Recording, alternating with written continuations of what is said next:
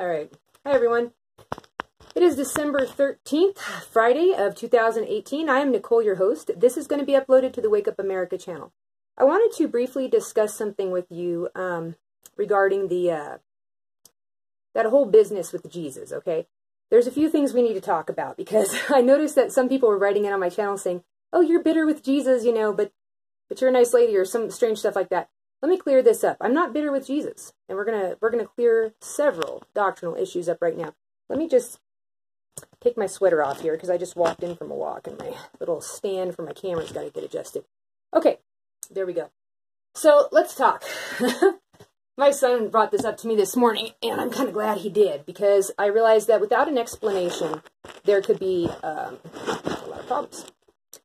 Okay, are you guys familiar with the story in Ezekiel about the dead bones? I believe it's in chapter, I want to say chapter 40. It could be 42. Let me look it up before I get out of here. But basically, it talks about how there's a valley of dry bones. And Ezekiel goes out there, and God takes him out in the spirit, and he has him go around the valley. Now remember, Ezekiel's a holy man, and he can't touch a dead body.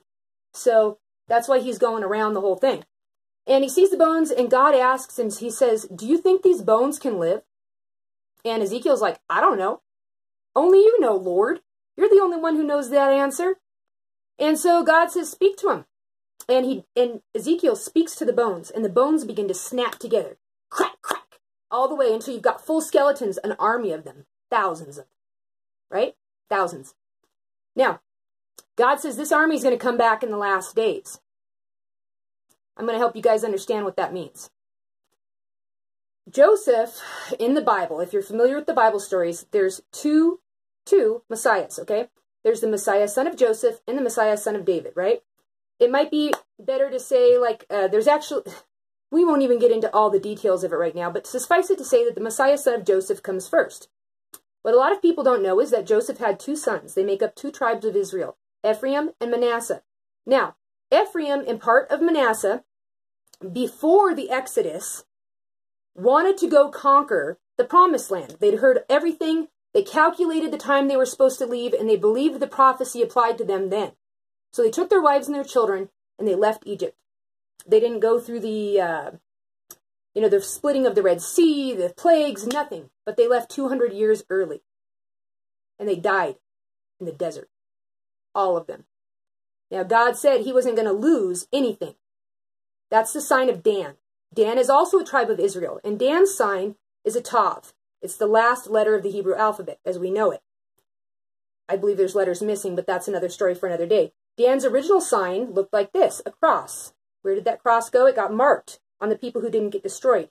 The first run through the temple. There's a story about that in the Bible too. Second run through, even the ones with the Tav get destroyed.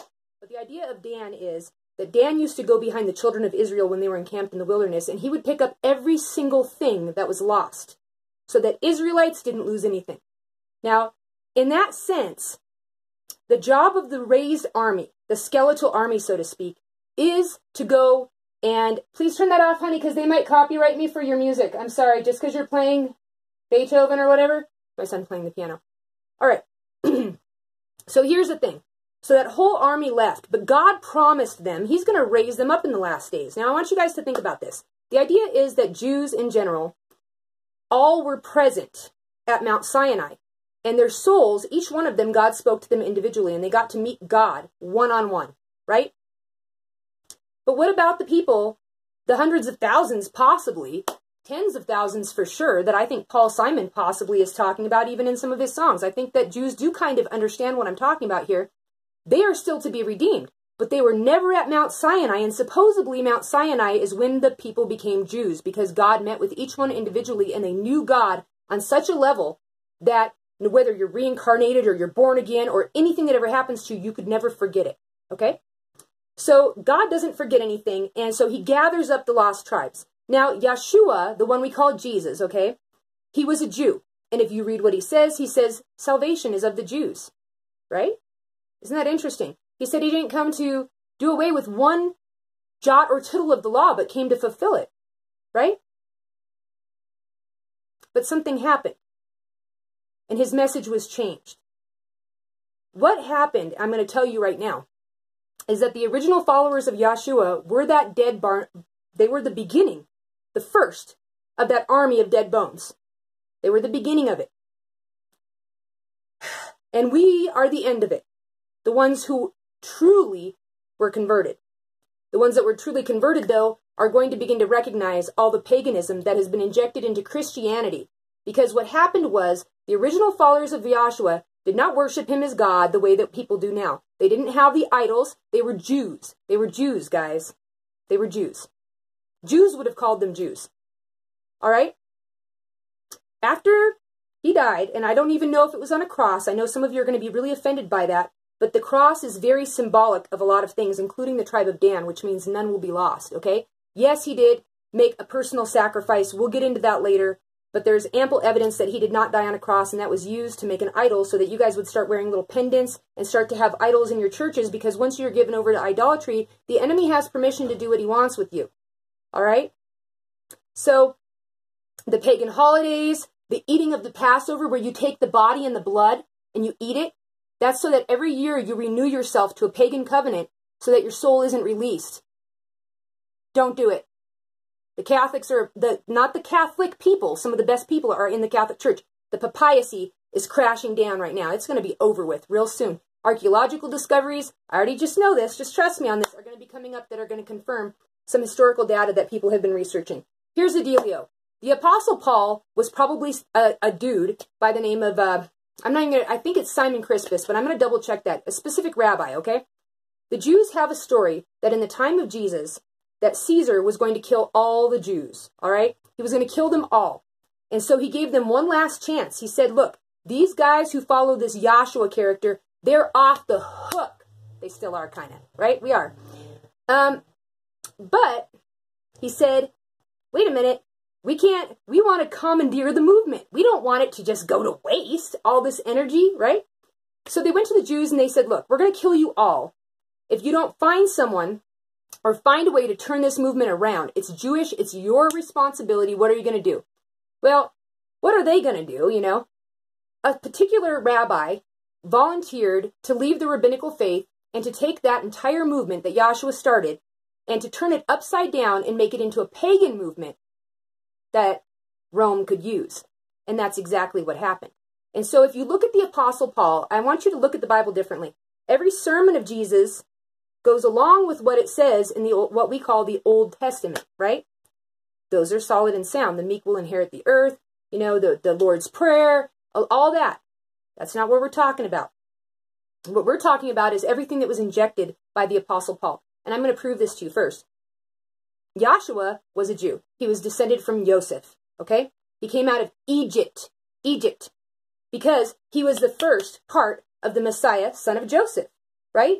He leads an army. That's the prophecy about the Messiah, son of Joseph. He leads an army that defeats the enemies of God. And the Jews are able to go back into Jerusalem and the redemption starts. And then the Messiah, son of David, can come on the scene. And he'll have the son of Joseph, that Messiah, resurrected. He will resurrect him. That's the whole story. That's, well, not the whole story, but it's more than you've heard. So here's what happens. So you've got this entire, you know, army of people. Within a couple hundred years, the movement of Christianity had become pagan. It was no longer Jewish. It became Christian. It became mythnos worship. It became wicked. Now, the Apostle Paul himself left his own faith. And what he did, if you want to read about it, it's in the histories of Josephus, is that he was consenting to the murder of the one we call Jesus, his brother James, who was also a Jew, who was leading this movement of Jewish people after Yahshua was gone. Possibly France with his wife Mary, where they had children that became Huguenots. Okay, that's another story too, and some of them, you know, don't even know who they are. That's not even the point either. But what the Apostle Paul did is, if you look at it, he had James murdered. He was hunting down all the Christians. And then he goes and he says, let me tell you guys a whole new doctrine. You're not going to be Jews anymore.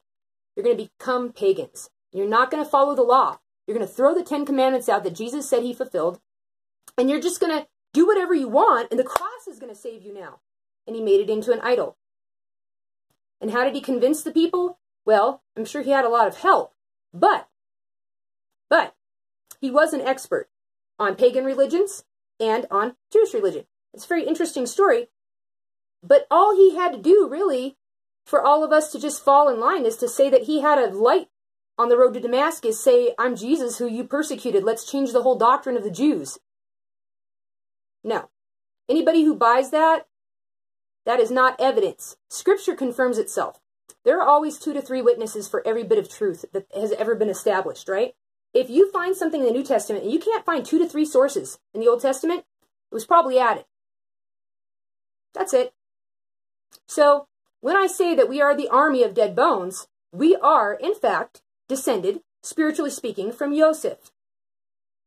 We had our revelation of who God was at a later time. We were asleep when the first revelation at Sinai happened, and we were brought back. And here we are to rock your world. Over now.